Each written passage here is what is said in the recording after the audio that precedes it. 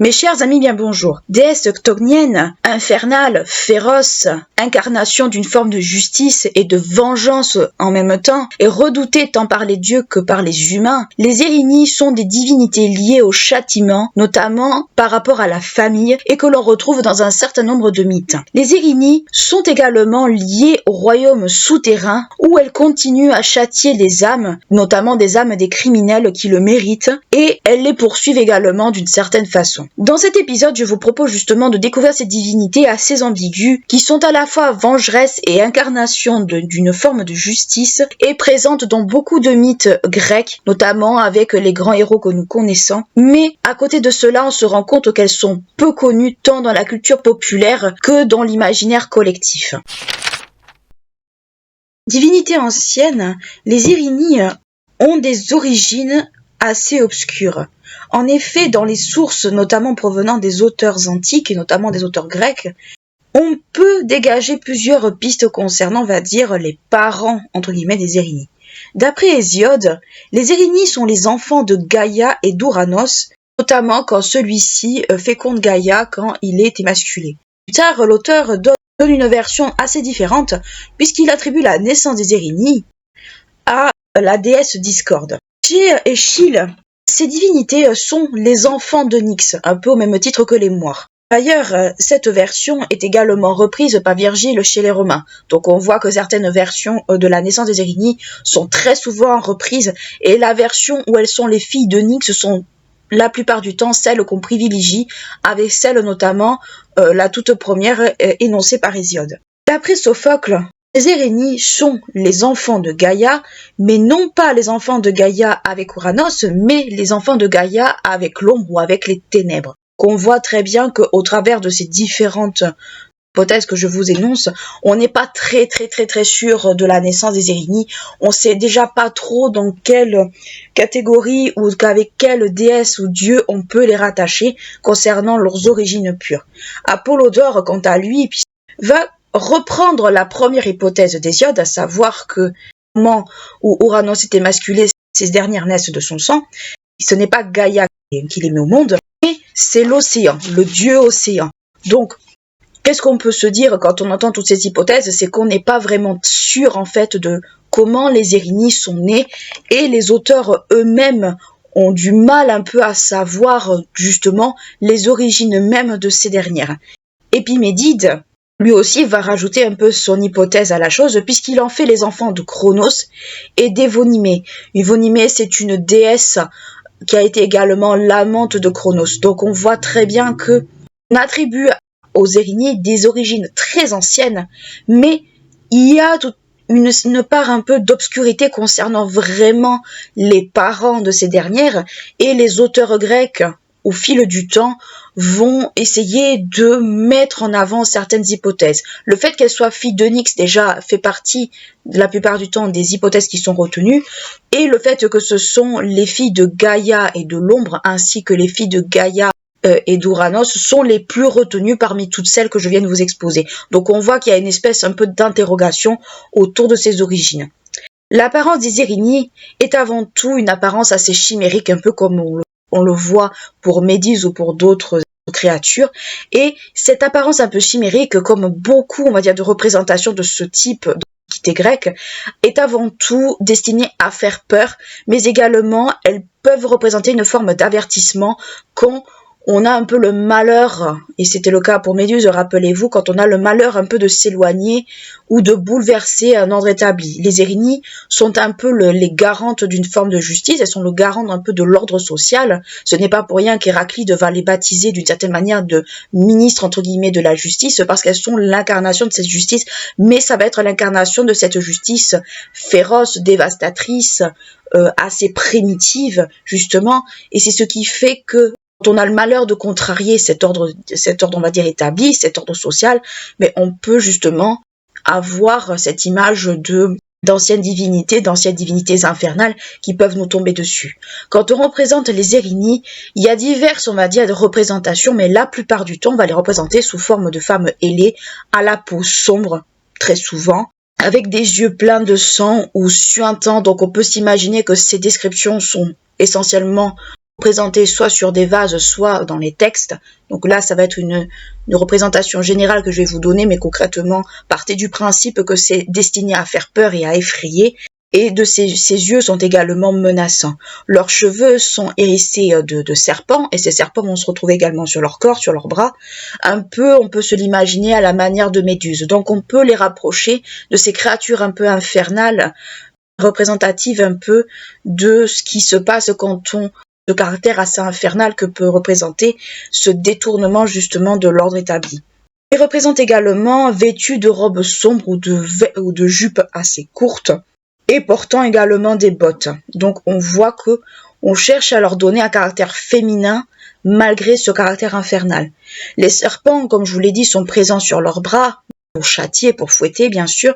Le fouet est également un attribut qu'on va attribuer aux Irini, mais l'attribut principal qu'on va leur attribuer, c'est la torche. Les Irini sont représentés avec des torches. Qu'est-ce qu'il faut comprendre de cette représentation? C'est que ce sont des représentations qui sont assez grotesques, assez caricaturales, on pourrait dire ça comme ça de nos jours, mais ce sont des représentations qui sont là pour exacerber une forme de peur, inciter un peu la peur, un peu à l'image des croque-mitaines, un peu qu'on pourrait voir dans d'autres civilisations. Mais les Irini sont un peu les croque-mitaines d'une certaine manière des Grecs, puisqu'elles sont là pour garantir une certaine forme d'équilibre, mais surtout elles sont là pour incarner une justice, mais une justice bien particulière que nous verrons dans la partie suivante consacrée aux mythes dans lesquels elles sont impliquées. Donc les Irini ont une fonction un peu de garde-fou de la loi, mais une loi assez bien spécifique. Par rapport au nombre des Irini, on peut dégager deux sources, plus ou moins. On peut en dégager deux et on peut en citer deux. En premier lieu, on peut se baser sur l'Orestie d'Échille, puisque ce dernier va situer les Irini au nombre de 50. Il va mettre en scène dans sa pièce une cinquantaine d'Irini. Ce n'est pas la version la plus gardée. La plus gardée, ça va venir d'Euripide, puisque Euripide va retenir 3 Irini en particulier, et ça va être ces 3 Irini qui vont être les plus représentés et surtout les plus connus, et il va les nommer. Elles sont au nombre de 3, comme je vous l'ai dit, et elles se nomment Alecto, l'implacable, ou implacable, Tisiphone, vengeuse ou vengeresse, vengeance, et mégère, la haine, la jalousie. C'est pas pour rien que le mot mégère d'ailleurs est présente dans notre vocabulaire actuel. S'il y a peu d'informations concernant le rôle d'Alecto, les historiens ont réussi à dégager plus ou moins les rôles principaux des deux autres, à savoir de Tisiphone et de Mégère. Tisiphone est la gardienne de la porte du Tartare, puisque les Irini sont rattachés, je vous le dis, et on le verra après, au monde souterrain, et on la représente sous la forme que je vous ai présentée, mais avec une robe tachée de sang et fouettant très sévèrement les coupables qui ont le malheur de se retrouver, on va dire, là où elle se situe. Avec cela, elle en profite également pour les effrayer avec les serpents qu'elle a autour du bras. Donc on voit très bien le caractère assez vengeur et le caractère assez féroce des Irini, puisque les Irini sont une gardienne de justice, et elles ont un rôle aussi de châtiment, puisqu'elles vont châtier les coupables, tant de leur vivant que de leur mort. Donc, c'est pas très réjouissant comme vous l'imaginez bien. Et Tisiphone n'hésite pas à déclencher énormément de catastrophes pour punir des régions entières qui vont accueillir le coupable des crimes, justement, sur lesquels elles vont se déchaîner, et voire même des maisonnées entières. Donc on voit que la justice des Irini, même si elle est ciblée, elle a quand même un caractère assez arbitraire, puisque les Irini vont pas hésiter à propager des catastrophes justement sur des peuplades entières, sur des régions entières. Alors il faut voir quand même que ce n'est qu'une image. Ces catastrophes, ça va être des fléaux comme des maladies ou des famines, mais ça peut être également une représentation quant à l'origine supposée justement de ces catastrophes dans la Grèce antique. Quant à Mégère, elle a plus des fonctions, alors des fonctions publiques si on cite les historiens, mais on peut dire plus qu'elle a des fonctions assez ciblées, puisque Mégère a la charge un peu de semer la discorde un peu partout, mais surtout d'utiliser tous les moyens qui lui font plaisir pour justement semer cette discorde, à savoir la jalousie, l'envie, la haine, etc., tout ce qui a rapport un peu avec la négativité, et quelque part aussi une forme d'exaspération de certains traits de la nature humaine. Mais de façon générale, Mégère, selon les textes encore une fois, quand elle avait recours à ces procédés-là, c'était dans un but de rendre fous les personnes ciblées. De façon générale, les victimes des Irini ne peuvent pas échapper au châtiment que ces dernières sont chargées de lui infliger, même comme je vous l'ai dit, durant leur mort, puisque les Irini sont rattachées au monde des morts la plupart du temps, et quand elles montent sur Terre, vous vous doutez bien que ce n'est pas très bon, ce n'est pas de très bons augures. Comme nous venons de le dire, et comme je viens de vous le dire, les Irini sont rattachés au royaume des morts et à la notion de justice. Dans le royaume des morts, les Irini sont présentes. Alors, j'ai trouvé les deux versions, soit dans le Tartare, qui est la version, on va dire, qui est le côté un peu obscur du monde souterrain, soit dans les Rêbes. Les Rêbes, rappelez-vous, nous l'avons vu, c'est cette espèce un peu d'entre-deux, de monde entre-deux, où on doit un peu, c'est l'équivalent, si vous préférez, du purgatoire. Si on peut faire un gros raccourci, ça pourrait être un équivalent du purgatoire. Elles ne viennent dans le royaume des mortels, comme je vous l'expliquais, que pour châtier les personnes qui ont enfreint un ordre moral, un ordre établi, ou ayant offensé les dieux, ou s'étant montré de façon très incorrecte envers certaines notions propres au ordre grec ou du monde antique, et notamment la notion d'hospitalité. Donc, ça fait quelque part, elles sont l'incarnation de ces figures un peu de déesses vengeresses, pas chasseresses, mais vengeresses, qui sont là pour garantir un peu une forme d'ordre établi, mais l'ordre établi, on va dire, dans son fondamental. On l'avait déjà vu plusieurs fois, cette notion d'ordre fondamental, de l'ordre établi, quand il est bouleversé, ça crée des catastrophes, mais elles sont un peu le garde-fou par rapport justement au monde des mortels. C'est un caractère assez ambigu qu'on peut dégager des Irini. Dans le monde d'Hadès, donc Hadès le dieu, qu'on se l'entende bien, parce que le lieu en lui-même aussi s'appelle l'Hadès, elles sont considérées, puisqu'elles châtient tant les criminels, on va dire entre guillemets, tant du vivant que de leur mort, elles sont considérées d'une certaine manière comme des auxiliaires du Dieu, même si ce n'est pas leur fonction principale. Mais elles font partie justement de cet environnement du monde souterrain où elles ont un peu cette fonction de châtier les coupables, quels qu'ils soient. Alors c'est vrai que beaucoup de mortels ont été châtiés par des dieux ou tout au long, on va dire, de la mythologie grecque, mais elles ont un caractère bien spécifique. Dans la société ou l'imaginaire de l'époque, donc de l'époque de la Grèce antique, elles représentent l'ordre établi, comme je vous dis, l'ordre moral, elles sont la garantie des lois qui régissent la société et le châtiment qui peut être réservé à ceux qui ont la valeur de transgresser justement ce fameux ordre établi, ce fameux ordre moral. Et notamment, ça va toucher principalement les crimes envers la famille. Mais également, les humains qui oublient un peu leur condition de mortels, à savoir les humains qui veulent s'ériger au rang des dieux. Donc elles sont là aussi pour garantir que chacun reste à sa place, comme beaucoup de divinités, qu'elles soient anciennes ou nouvelles. Mais également, elles sont là pour punir des offenses faites aux dieux eux-mêmes. Donc, par exemple, l'hospitalité qui est très chère aux dieux. Rappelez-vous le manque d'hospitalité par exemple de Lycaon, même si ça n'a rien à voir avec les Irini. Lycaon, pour avoir offensé Zeus, s'est retrouvé avec une condition de loup-garou. Donc l'hospitalité est quand même une notion très importante tant pour les divinités que pour les humains, on va dire dans l'imaginaire bien entendu, mais également le parjure. Parjure, ce n'était pas forcément la bonne chose à faire à cette époque-là. Elles peuvent également punir, comme je vous l'ai dit, des contrées entières, des familles entières, tout dépendait des contextes. Mais globalement, ce qu'il faut en comprendre, c'est que, encore une fois, ce sont des divinités qui sont anciennes, qui représentent, on va dire, l'ancien monde avant les Olympiens, et donc c'est des divinités qu'on va qualifier de presque primitives, puisqu'elles ont un caractère féroce, elles ont un caractère quasi presque arbitraire dans leur justice, puisque, je le dis, les Irini obéissaient à leur loi seule, elles n'obéissaient pas à la loi des Olympiens, qu'elles ne reconnaissaient pas, et même les Olympiens étaient soumis à leur volonté. Même Zeus, qui est le souverain de l'Olympe, les craignait et devait se plier à leur volonté. Un peu au même titre que Nyx, rappelez-vous, Nyx et les Moires aussi étaient des divinités anciennes que même les dieux olympiens eux-mêmes n'osaient pas contrarier et ils se pliaient à leur volonté puisque c'était des divinités, comme je vous l'ai dit, anciennes et au-dessus d'eux. Comme beaucoup de divinités vengeresses, il est possible de les apaiser en procédant à des rites de purification qu'il faut observer à la lettre et réaliser correctement. Sinon, aucun sacrifice, aucune prière ou aucun objet sacré quel qu'il soit ne pouvait apaiser les Érinnies. Quand elles étaient apaisées, elles prenaient une autre forme et elles avaient un autre nom. On les appelait les Huménides ou les bienveillantes entre guillemets, notamment si on réussissait à les flatter, si on réussissait à les apaiser correctement. Mais encore une fois, comme je vous dis, ce sont des gardiennes de la loi, ce sont des gardiennes de la justice. Il suffit de faire un pet de travers pour que ça vous tombe dessus. Ce caractère un peu également de crainte qu'elles incarnaient, comme je vous l'expliquais, les dieux les redoutaient, mais les humains également, et ça allait jusqu'à ne pas prononcer leur nom, et ça allait jusqu'à ne même pas regarder les bois sacrés qui leur étaient consacrés. Les Érinnies avaient droit à une espèce de petit culte, mais c'était pas un culte de grande ampleur, comme par exemple pour Athéna ou pour ce genre de choses. On le verra après, elles avaient des lieux de culte, mais encore une fois, ce n'étaient pas des lieux de culte tels que nous l'imaginons.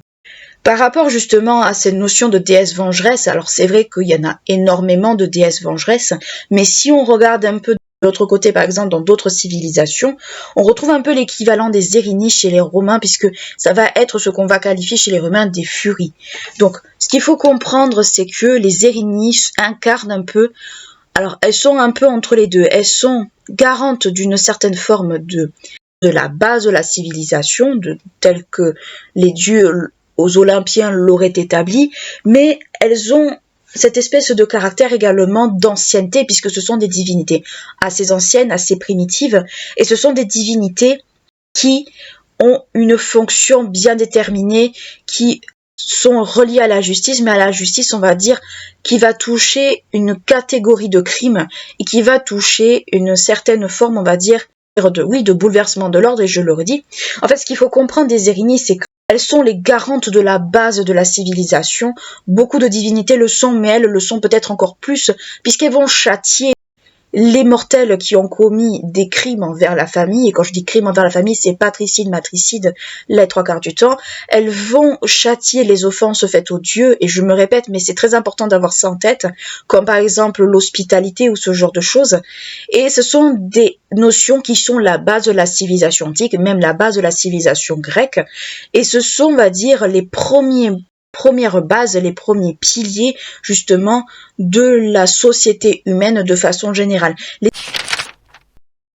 Comme beaucoup de divinités et de créatures mythologiques, les Érinnies n'ont pas de mythes qui leur sont propres. Toutefois, leur présence est attestée dans bon nombre de mythes en lien avec des héros de la mythologie, mais ce sont surtout des héros de la mythologie qui ont commis des crimes envers leur famille, à savoir meurtre de leur mère, meurtre de leur père, meurtre de toutes leurs familles entières. On en revient un peu à cette notion de châtiment en lien avec la famille, et dans le cas, on peut citer par exemple Hercule ou Orestes que nous allons voir juste après. Et pour les dieux, ça va plutôt être les dieux qui vont avoir recours justement aux Érinnies, peut-être pour ne pas se mouiller directement, mais les dieux vont également y avoir recours dans le but de châtier des humains. Donc on voit que même si les Érinnies sont craintes, les humains les craignent, consciemment ou inconsciemment, mais les dieux vont avoir également recours à elles pour pouvoir mener à bien certaines vengeances et pour mener à bien justement certains châtiments qu'ils n'osent pas faire eux-mêmes. Comme nous l'avons dit précédemment, les Érinnies sont liées à des héros de la mythologie grecque, mais parmi eux, on peut citer Hercule ou Héraclès,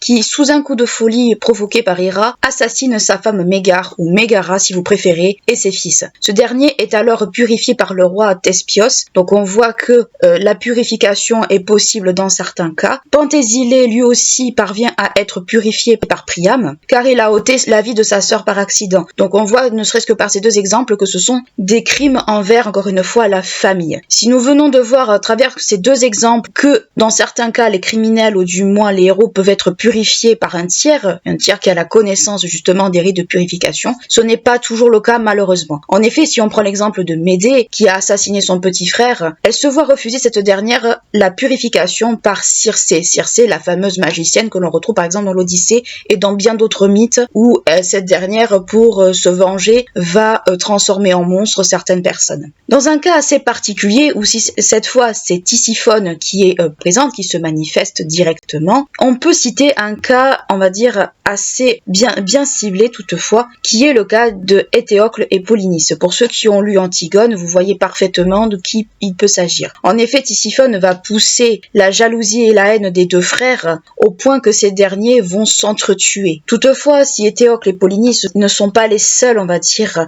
humains que les Érynies torturent et manipulent, ou du moins persécutent à leur guise, il y a d'autres exemples que l'on peut citer, et notamment on peut citer le fait que les Érynies peuvent être des fois rattachées au sort ou au destin de certaines familles qu'on va qualifier de maudites, ou du moins que les historiens vont qualifier de maudites, à savoir que l'on peut les relier par exemple à la famille des Atrides. Les Atrides, nous avons vu déjà quelques exemples d'eux, c'est cette famille qui est rattachée à Pélops. Rappelez-vous, Pélops, c'est ce fils malchanceux de Tantale qui s'est retrouvé avec une épaule en ivoire parce que cette fameuse épaule avait été dévorée par Déméter au cours d'un banquet assez particulier. Je vous renvoie à la vidéo sur le cannibalisme et la férocité dans la mythologie avec cet exemple-là. Justement, les Érynies sont rattachés justement à la famille de Tantale, ou du moins des héritiers de Tantale. Parmi ces héritiers, on peut citer le plus célèbre d'entre eux, à savoir Orestre. Orestre met plus ou moins fin à ce cycle infernal de malédiction, à savoir que Orestre,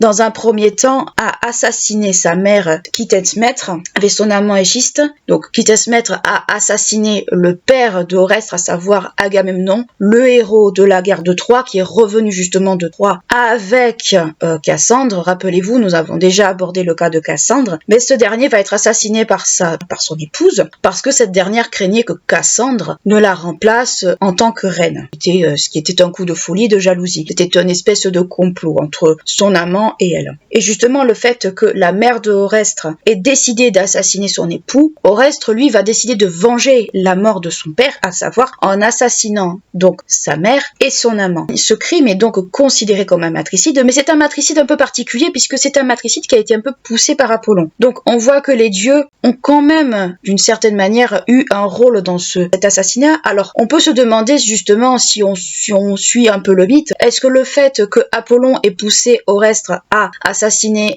justement sa mère et son amant, parce que cette dernière avait assassiné Cassandre, qui était un peu l'amour éconduit, on va dire, d'Apollon et son mari, on peut laisser cours aux hypothèses. Ce matricide entraîne donc le mécontentement des dieux, alors que ce dernier a été poussé quand même par Apollon, et surtout ce sont les Érynies qui vont s'occuper de son cas, à savoir qu'elles vont le pourchasser partout où il va aller, provoquant des pestes, des maladies partout où il sera hébergé, et ce dernier parvient quand même à se réfugier à Delphes, donc dans le sanctuaire d'Apollon à Delphes, où il va consulter la Pythie de ce dieu, et la prêtresse d'Apollon va lui conseiller d'aller trouver refuge à Athènes auprès de la déesse Athéna, car Apollon, malgré le fait qu'il ait joué un rôle là-dedans, va prendre quand même le jeune homme en pitié, parce qu'il faut pas oublier que c'est à cause de son conseil que ce dernier est poursuivi, et Orestre va se diriger à Athènes où il va trouver refuge auprès d'Athéna, et Athéna va jouer le rôle en fait de juge dans cette histoire. Je vous le résume très brièvement parce que si vous voulez on abordera Orestre un jour, mais concrètement il faut savoir que ces deux dieux vont jouer un rôle primordial justement dans le mythe d'Orestre. Athéna prend donc le jeune homme en pitié, et au moment du jugement, à savoir les dieux contre Orestre va bénéficier de l'appui justement d'Apollon, qui va plaider à l'image d'un avocat en sa faveur, et Athéna va prononcer un jugement, à savoir que ce dernier est acquitté de ses meurtres. Donc on voit très bien, si on se fie un peu, alors par rapport aux Érynies, Orestre va être le mythe qu'on va le mieux connaître au niveau justement des Érynies, puisque ça va être repris également dans une pièce de théâtre, ce mythe-là. Mais il faut savoir que si on veut résumer les Érynies, ce sera vraiment le mythe auquel on va les rattacher le plus. Concernant, on va dire, la purification, parce que même si Orestre a été pardonné de son meurtre, il n'empêche qu'il n'est toujours pas purifié, ce dernier va réussir à se faire purifier à Delphes, donc encore une fois très en lien avec Apollon. On voit très bien donc que même si Orestre a été pardonné, il lui faut quand même se purifier pour que son péché soit lavé. Un autre exemple, un dernier exemple que l'on peut citer, c'est le cas d'Œdipe. Ødipe est un cas particulier puisque ce dernier a provoqué le suicide de sa mère, car, alors le mythe d'Œdipe est assez particulier puisque Ødipe a été, et pour vous le résumer très simplement, était un enfant abandonné à la naissance. Pour vous le résumer, ce dernier va assassiner son père sans savoir que c'était son père, et va épouser l'épouse de ce dernier sans savoir que c'était sa mère, et quand le poteau rose a été découvert, ce dernier tout simplement décide de se châtier et sa mère se suicide. Pour vous le résumer très simplement, c'est ça. On fera une vidéo sur le cas d'Oedipe bien plus tard parce que c'est un cas très complexe où beaucoup d'encre a été coulée, mais concrètement, Oedipe, il faut savoir que suite à ce meurtre a été justement poursuivi par les Érini pendant très longtemps et Oedipe a eu beaucoup de mal à trouver de la paix selon le mythe encore une fois. Si on se penche du côté des dieux, on a très peu d'informations par rapport au rôle des Érini vis-à-vis des dieux. On voit très bien le lien plutôt entre les Érini et Apollon. Apollon qui méprisait les Érini pour ce qu'elles représentaient, parce que c'était vraiment des juges, mais plutôt, on va dire, des entités archaïques, on va dire dénuées pas d'intelligence, mais de grâce, entre guillemets. Mais ce qu'il faut retenir de cette partie, c'est que les Érini vis-à-vis des mythes, comme je vous dis, elles n'ont pas de mythes qui leur sont propres, elles n'ont pas de mythes qui leur sont dédiés comme certaines créatures mythologiques que nous avons déjà traitées, mais ce sont des créatures qu'on va surtout relier, comme je vous le dis, aux personnages d'Orestre et dans une moindre mesure à Oedipe, parce que ce sont des personnages qui ont commis des meurtres envers leur propre famille, envers leurs parents, à savoir mère ou père ou les deux en même temps, et ce sont justement ces mythes types qui montrent que les crimes qui sont châtiés justement par les Érini sont des crimes liés à la famille, liés en fait à un bouleversement de l'ordre établi, à savoir des crimes envers ce qui est le socle de la société, à savoir la famille, les parents et ce genre de choses. Donc on voit que les Érini sont un peu les croque-mitaines du châtiment envers justement ce mode de crime, et la purification dans ce cas-là est quasi obligatoire si on veut pouvoir s'en défaire. Comme nous l'avons vu, la purification n'est pas toujours accomplie, n'est pas toujours, on va dire, faite, mais on voit très bien que c'est une crainte qu'il y a déjà dans la mythologie, mais c'est aussi une crainte qu'on peut aussi retrouver certainement, c'est une crainte qu'on peut retrouver dans la société, à savoir que la société grecque, c'est une société où justement la famille, un peu comme dans toutes ces sociétés, est quand même au centre, où la famille a une place primordiale, c'est le cœur justement de la civilisation, comme beaucoup d'autres choses, et les Érini sont un peu les garantes un peu de cet ordre familial justement qui est très présent dans les sociétés antiques de l'époque. Si les Grecs antiques ont conscience que les Érini sont d'anciennes divinités, plus anciennes même que les dieux olympiens eux-mêmes, les archéologues et les historiens situent toutefois leur présence du culte des Érini dès l'époque mycénienne, où elles sont alors considérées comme des protectrices de la justice et qu'elles punissent les meurtriers. Donc on voit très bien qu'il y a encore une fois cette notion de justice qui ressort dans les sources archéologiques et dans les textes qui font que les Érini font partie un peu du paysage de la société antique, de la société grecque, un peu à l'image des croque-mitaines. D'une certaine façon, on pourrait les relier à ça, d'une façon, on va dire, à mettre entre guillemets, bien entendu, mais on voit que les Érini sont présentes quand même malgré tout, même si leur présence n'est pas aussi importante que certaines divinités grecques. Elles sont mentionnées dans certains cas dans les tablettes notamment de Knossos, mais on les retrouve également dans des tablettes, dans des sources surtout provenant d'Arcadie ou de Béancie, où on va les associer cette fois-ci, et c'est un peu la petite subtilité, au culte de Déméter Érénie. Rappelez-vous, quand nous avions abordé Déméter il y a très longtemps de ça, Déméter était appelée dans certaines de ses épithètes Érénie. Pourquoi Érénie? C'est très simple. Déméter, c'est la déesse des céréales, c'est la déesse de l'agriculture, mais elle a un caractère, comme je vous l'ai toujours dit, assez dangereux. C'est une déesse qui a une ambiguïté assez particulière, puisque quand elle est contrariée, elle peut provoquer des famines, elle peut provoquer la mort autour d'elle, mais justement, ça va plutôt être le caractère plutôt Déméter vengeresse qu'on va mettre en avant dans ce cas-ci, puisque dans ce cas-là, on peut dire que les Érini sont quelque part des auxiliaires de Déméter, ou que Déméter prend la forme d'une Érini, parce que justement, elle prend un caractère vengeur, un caractère, on va dire, persécuteur, et on peut la mettre en lien justement avec le caractère, comme je vous l'ai dit, punitif de la déesse, notamment par rapport aux céréales, par rapport à beaucoup d'autres choses. Donc le caractère de Déméter Érini n'est peut-être pas anodin quand on associe ces anciennes divinités à Déméter ensemble. Ce n'est pas forcément anodin, parce que comme je vous l'ai dit, rappelez-vous, Déméter, quand elle est pas contente, elle a tendance un peu à semer un peu une forme de destruction, une forme de misère autour d'elle. Donc on peut dire que les Érini et Déméter ensemble ont un peu un caractère complémentaire d'une certaine façon. Mais de façon générale, les Érini ont des temples dans toute la Grèce, ou du moins des petits sanctuaires, parce que c'est plus des sanctuaires que des temples, et il y a plusieurs caractéristiques à observer. Ce sont des lieux d'asile, la plupart du temps, qui sont inviolables. Les coupables peuvent s'y rendre s'ils veulent. Le problème que les sources ont relevé, c'est que, et on peut citer Pausanias dans ce cas-ci, c'est que la plupart du temps, ils deviennent fous, parce que les Érénies, on l'a vu au travers des mythes, ont tendance à persécuter et torturer les criminels. Et si on en croit Pausanias, dû à ce coup de folie, l'entrée des temples, ou l'entrée des sanctuaires surtout, a été interdite à ces personnes-là. Parce que le droit d'asile, une fois que vous êtes hébergé sous un temple avec le droit d'asile, on est obligé de foutre la paix, même si vous êtes coupable de quelque chose. Mais comme je vous le dis, c'est plus des sanctuaires qui seront consacrés aux Érénies, plus que des temples. À Athènes, par exemple, Athènes peut mettre en lien avec le mythe, encore une fois, d'Orestre. Orestre qui s'est réfugié à Athènes pour être sous la protection d'Athéna. À Athènes, il y a des sanctuaires des Érénies. Ça a été le marché qui a été fait d'une certaine manière au moment du jugement d'Orestre. On peut citer deux exemples de sanctuaires présents, qui sont eux aussi des lieux d'asile, notamment pour les réfugiés, et ces sanctuaires se trouvent à des endroits bien particuliers. Il y en a un situé près de l'Aréopage, et ce qu'on pourrait qualifier, ou du moins ce qu'on pourrait assimiler, alors on le situe autour de l'Aréopage, on ne le situe pas dans l'Aréopage même, de ce qui a été plus ou moins assimilé. Le Restérion, c'est cette espèce d'endroit où on suppose que le jugement d'Orestre a eu lieu, et où justement on peut dire qu'on peut être protégé. D'une certaine manière, il y a encore une fois un lien avec Orestre derrière. Le second sanctuaire se trouve dans une grotte. Pourquoi dans une grotte? Tout simplement parce que nous avons vu que les Érénies sont liées à Orestre. Je le dis, je le répète, parce que c'est là où vous allez les retrouver les plus facilement la plupart du temps. Mais il y a un autre aspect qui est pas forcément mis en avant, peut-être maladroitement, ou c'est peut-être juste qu'on n'y pense pas, c'est que les Érénies sont également liées au royaume des morts. Donc le second sanctuaire va se situer dans une grotte. Pourquoi dans une grotte? Parce que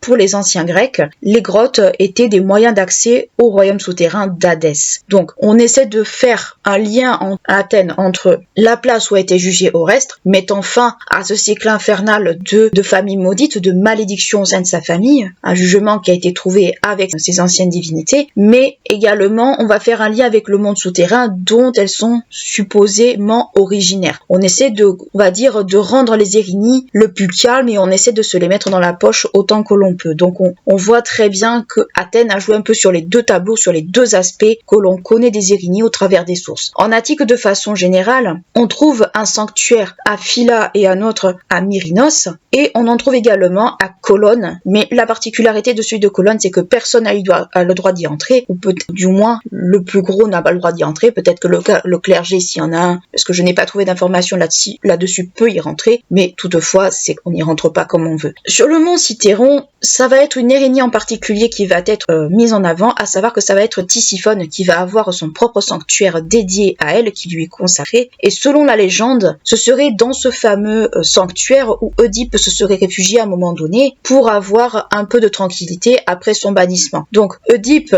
comme je vous dis, c'est un cas assez particulier, c'est comme Orestre, ce sont des cas assez particuliers, mais on peut supposer que aussi Oedipe a trouvé refuge dans le sanctuaire de Tisiphone, c'était probablement pour que la divinité, l'entité divine que représente Tisiphone ne s'en prenne pas à lui, ou du moins n'ait peut-être pas le courage de s'en prendre à lui directement dans un endroit sacré. On peut se l'imaginer tout aussi bien. Mais encore une fois, ce sont des sources d'auteurs antiques qu'il faut prendre, bien évidemment, avec beaucoup de recul, comme je vous l'ai toujours dit. Le fait même qu'on relie très souvent les Érénies avec Orestre, c'est déjà quelque chose qui est souvent mis en avant. Avec Oedipe, ça le devient, mais Oedipe, c'est quand même assez loin. Donc, on voit très bien que, au travers de ces deux exemples qui sont peut-être les plus connus, et Orestre beaucoup plus qu'Oedipe, on peut le dire, c'est que les Érénies sont très très liées à la justice, et que les meurtriers, ou du moins les criminels, ne peuvent pas demeurer en paix tant qu'ils ne sont pas purifiés de leurs péchés, tant qu'ils n'ont pas obtenu une certaine forme de pardon. À côté des temples et des sanctuaires, les Érénies ont des bois sacrés, à l'image un peu de Déméter aussi, on peut les relier à Déméter par rapport à ça, mais elles bénéficient également de sacrifices, des sacrifices qui sont faits en leur honneur. Concernant les bois sacrés dédiés aux Érénies, ces derniers, les gens qui passent devant doivent le faire notamment en silence, et surtout de ne pas les regarder, dans le but certainement de ne pas attirer la vue de ces entités. Quant aux sacrifices, en l'honneur justement des Érénies, ce sont principalement des ovins. Donc des ovins, ce sont des agneaux ou des brebis la plupart du temps. J'ai trouvé les deux versions dans mes lectures. Mais la particularité de ces animaux, c'est qu'ils devaient être noirs. Cela n'est peut-être pas sans vous rappeler, si vous vous rappelez bien de ce qu'on avait dit sur Hadès. Hadès, justement, on devait lui lui sacrifier des animaux de couleur noire. Ce n'est peut-être pas pour rien qu'on sacrifie également des animaux noirs pour les Érini, puisqu'elles sont liées au monde des morts, elles sont liées au monde souterrain. Donc on peut supposer que c'était également un lien entre les deux mondes, à savoir entre les Érini et le monde d'Hadès, de Hadès le dieu, qu'on se l'entende bien, dans le but de rappeler qu'elles sont liées justement au royaume souterrain et qu'elles ne sont pas liées au monde des vivants, ou du moins pas comme on le voudrait. Durant ces célébrations, on utilise également, ou du moins on offre une boisson à base d'eau et de miel, jamais de vin. Il y a quand même offrandes alimentaires, beaucoup de cultes grecs, et on brûle ce qu'on pourrait appeler de l'encens de nos jours, des bois de cyprès et de cèdre, des bois on va dire assez particuliers, des bois qu'on trouvait sur place. Et on peut également souligner qu'il y avait des objets consacrés aux Érini, à savoir que ces objets étaient à base de carapaces de tortue et de fleurs de narcisse. Donc ce qu'on peut dire des Érini de façon générale, ou du moins du culte, c'est que déjà c'est très difficile, je trouve, de trouver des sources, ou du moins de trouver des articles qui en parlent véritablement. On aura plutôt tendance à trouver des articles qui vont parler justement du théâtre autour, on va dire, du mythe d'Orestre, mais avoir vraiment des vraies notions sur le culte des Érini, ça reste quand même assez difficile à trouver, ou du moins ça reste assez marginal à trouver, mais on peut en dégager quelques aspects, mais pas de très grands aspects. Dans la pratique du culte des Érini, ce qu'on peut souligner, c'est qu'on va pratiquer un culte qui pourrait, comme je vous l'ai dit, comme je viens de vous le dire, qui pourrait être approché de celui de Hadès dans le monde des enfers, et puis de Déméter par le biais de cette notion de bois sacré. Par rapport à Hadès, ce sera les animaux qu'on sacrifie. Rappelez-vous, pour Hadès, on a vu qu'il y avait des troupeaux qui étaient consacrés justement au dieu. Enfin, on a vu très bien qu'il y avait des troupeaux qui étaient élevés exprès pour le dieu. Donc on voit très bien que le culte des Érini est un culte quand même assez ambigu, et les Érini en elles-mêmes sont des créatures ambiguës, parce qu'elles sont entre le monde des vivants et le monde des morts, entre la justice, une justice on va dire qui veut préserver l'ordre établi, qui veut préserver on va dire une société équilibrée, et une forme de férocité, de primitivité qui les ramène, qui les rattache à un monde antérieur aux Olympiens. Donc les Érini, ce qu'on pourrait en dire, c'est que c'est vraiment des entités extrêmement particulières, où on ne sait pas forcément dans quelle catégorie on peut les mettre. Beaucoup les mettent dans une catégorie de divinités primitives, mais ce sont des divinités primitives qui, malgré tout, cherchent à garder un ordre établi par les Olympiens, parce que, rappelez-vous, nous l'avons dit et redit, le monde qui était rattaché à Chronos et tout ça, on le considérait comme le monde primitif où les hommes n'étaient pas civilisés, et le monde des Olympiens représente d'une certaine manière la civilisation. Donc on peut dire que les Érini sont un peu entre deux mondes, un peu entre deux aspects d'un monde, d'une civilisation, et c'est ce qui fait que ce sont des créatures qui sont assez difficiles à cerner, où on voit que leur fonction est de châtier les injustices, de châtier les crimes, comme je vous dis, les criminels de la famille, qui sont le noyau des sociétés antiques, et même après. Je pense qu'il y a encore beaucoup de choses à apprendre par rapport aux Érini, et l'archéologie est quand même une bonne source de renseignements là-dessus, même si les auteurs antiques nous en fournissent également. Il n'empêche que les Érini, ce sont des créatures qui sont à la fois craintes et à la fois dont on veut s'attirer les faveurs pour être en paix. Quelque part, ce sont des divinités qui, même si elles sont anciennes, sont des divinités qui sont assez importantes dans la société grecque. En conclusion, ce que nous pouvons dire des Érini, c'est que, comme beaucoup de divinités très anciennes ou primitives selon certains historiens, elles ont une place assez à part dans dans le monde religieux grec, ou du moins dans la sphère religieuse grecque. Les dieux aux Olympiens, comme par exemple Zeus ou bien d'autres, doivent se plier justement à leurs lois, et ce n'est pas sans rappeler Nyx, et ce n'est pas sans rappeler également les moires. Rappelez-vous, nous avons vu le cas des moires il y a quelques temps de cela. Elles font partie, les moires, de ces divinités un peu à part, de ces entités un peu à part qui ne se placent même au-dessus des dieux de l'Olympe et auxquels les dieux de l'Olympe doivent se plier. Nyx, c'est également la même chose, nous verrons le cas de Nyx bien plus tard, mais les Érini sont dans la même vague en fait que ces divinités-là. Elles ont leurs propres lois, les dieux olympiens doivent s'y plier, mais malgré qu'ils doivent s'y plier, ils ont le droit quand même de faire appel à elles dans certains cas, notamment pour des vengeances ou pour tout un tas de choses. Et c'est ce qui fait que ce sont des divinités qui sont quand même des divinités relativement ambiguës, puisque nous l'avons vu, elles sont à la fois esprit vengeur et esprit bienveillant selon si on arrive à les apaiser. Donc on voit très clairement un caractère assez ambigu de ces divinités. Ce point qu'on peut également souligner, c'est que ce sont des divinités qui sont très liées au châtiment de la famille. Nous l'avons vu, les crimes au sein de la famille sont des crimes. Alors il n'y a pas que la famille, il y a aussi le manque d'hospitalité, il y a tout un tas de choses, mais ce qu'on peut voir aussi dans les mythes que nous avons abordés, ou du moins les héros que nous avons abordés dans le cadre de certains mythes, c'est que ce sont des crimes qui sont en lien avec la famille. Patricide ou même le meurtre d'une famille entière. On voit que c'est beaucoup de mythes en lien avec ça. On l'a vu pour Hercule, on l'a vu pour Oedipe, on l'a vu également pour Orestre. Orestre est un très bon exemple en fait par rapport aux Érinnies, puisque Orestre a tué Climestène, sa mère, Climestène qui avait tué, rappelez-vous bien, son époux Agamemnon parce qu'il avait ramené de Troie la prêtresse non crue Cassandre. Je rappelle que Cassandre était cette prêtresse qui avait contrarié Apollon et qui, pour être châtiée justement de l'avoir contrarié, était une prophétesse qu'on ne croyait pas, qui avait prédit un peu la guerre de Troie, mais qu'on a décidé de ne pas croire parce que on la prenait pour une menteuse. Et Oreste a tué sa mère.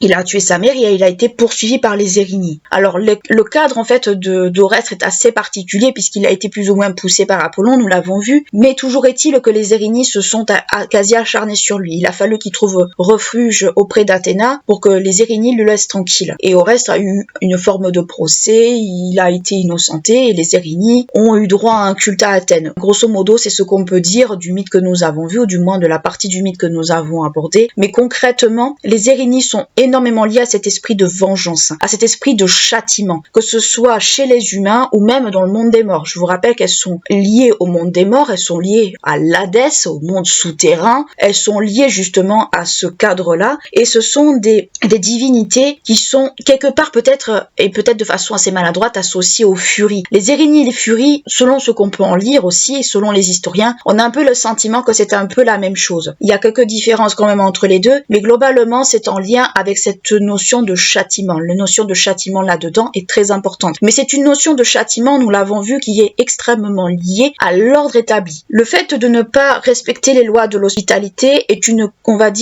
c'est contrarier l'ordre établi par les dieux, et le fait de tuer sa famille, que ce soit matricide, patricide, peu importe, c'est un bouleversement de l'équilibre de la famille. Et on peut dire que les Érinnies, en fait, sont une espèce de gardiennes, justement, des notions qui font la civilisation d'une certaine manière. On ne tue pas sa famille, on doit l'hospitalité, tout un tas de choses, en fait, qui font que la société grecque, ou même la société antique, sur laquelle elle repose essentiellement. C'est toujours un peu le cas aujourd'hui, mais dans ces civilisations-là, ça avait énormément d'importance, surtout l'hospitalité. Je vous rappelle que l'hospitalité, nous l'avons vu, c'est une notion essentielle dans le monde grec et même dans le monde antique en général. C'est cette notion d'hospitalité qui fait que on distingue d'une certaine manière l'ancien monde, d'une certaine manière le monde on va dire primitif, sauvage, et le monde on va dire civilisé. Les Érinnies seraient un peu une espèce de garante de cet équilibre d'une certaine façon, mais c'est un équilibre qui est relativement plus ou moins fragile et qui montre d'une certaine façon que tout crime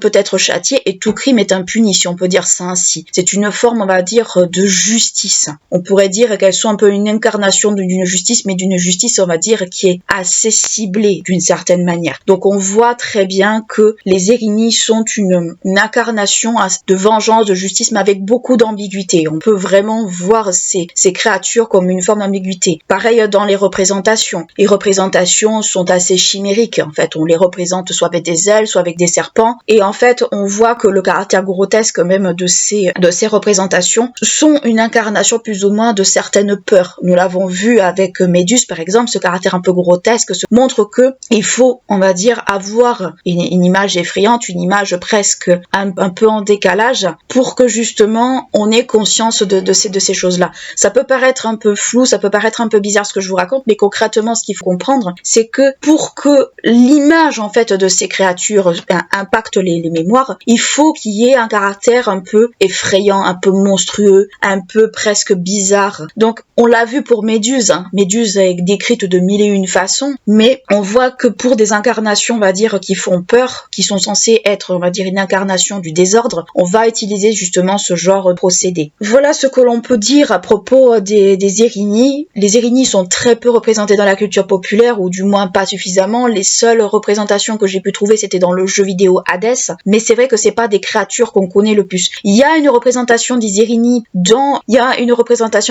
dans la série animée l'Odyssée, qui a été, on va dire, créée par le studio Marathon, qui a fait Totally Spies et Martin Mystère, donc vous voyez un peu la vibes, on va dire, du niveau graphique, et elles sont liées notamment au mythe de Lycaon. Alors, l'épisode, si je devais en faire une critique, c'est, on va dire, ce que peuvent incarner les Erini. C'est-à-dire que Lycaon, rappelez-vous, je fais une petite aparté, mais c'est pour vous montrer que c'est totalement en lien avec les Erini aussi. Lycaon avait offensé les dieux en servant à Zeus de la chair humaine. Ça, c'est un outrage, mais alors plus que caractérisé au caractère de l'hospitalité. Et les Erini, dans cet épisode, sont censées être les gardiennes de Lycaon. Lycaon qui a été transformé en loup, je vous renvoie à l'épisode que j'ai consacré au animalisme et à la férocité, je vous y renvoie. C'est un personnage, Lycaon, qui est l'incarnation en fait de l'offense faite aux dieux et de l'offense, on va dire, faite à la notion d'hospitalité. Et les Erini sont, on va dire, sont les gardiennes de Lycaon quelque part. Donc, on voit que dans cet épisode, on a voulu plus ou moins souligner le caractère, on va dire, important de l'hospitalité et les châtiments qui pourraient être liés à ce manquement à l'hospitalité. Donc, l'épisode est assez intéressant. Je vous encourage à aller regarder justement la série l'Odyssée si vous êtes passionné de mythologie. Alors, on va pas se mentir, il y a beaucoup de libertés qui sont prises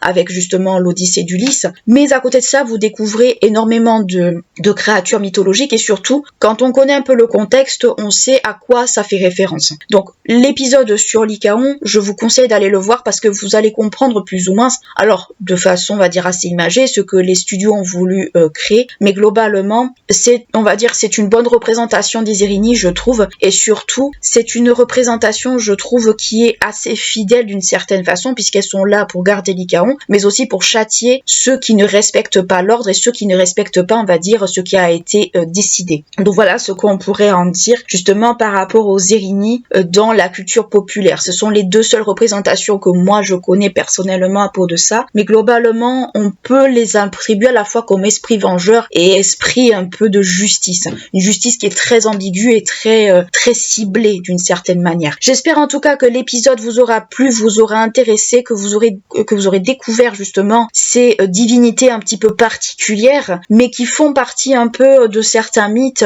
et qu'on ne sait pas trop où elles se positionnent. J'espère en tout cas que ça vous aura plu, que ça vous aura intéressé. N'hésitez pas à liker, clocher la vidéo, à vous abonner à la chaîne si ce n'est pas encore fait. Moi, je vous dis à très bientôt pour un nouveau podcast et d'ici là, prenez bien soin de vous.